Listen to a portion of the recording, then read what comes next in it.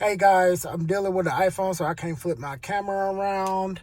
But this is what's going on with my Dodge Charger 2014.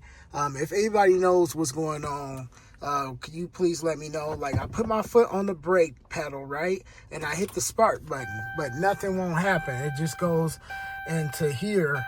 And I will show you what it says in a moment once my car turns on. Like, yeah, it says this right here.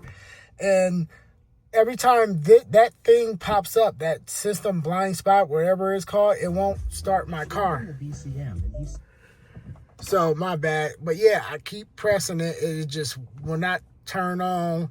And if I let my car sit for about, I don't know, if I let my car sit for about maybe like 6 hours or so, it'll start right up and you won't see none of these problems anymore. So if anybody knows what this problem is, please let me know. Thank you. I would really appreciate it. And I'll see y'all guys in the next short video. Peace out.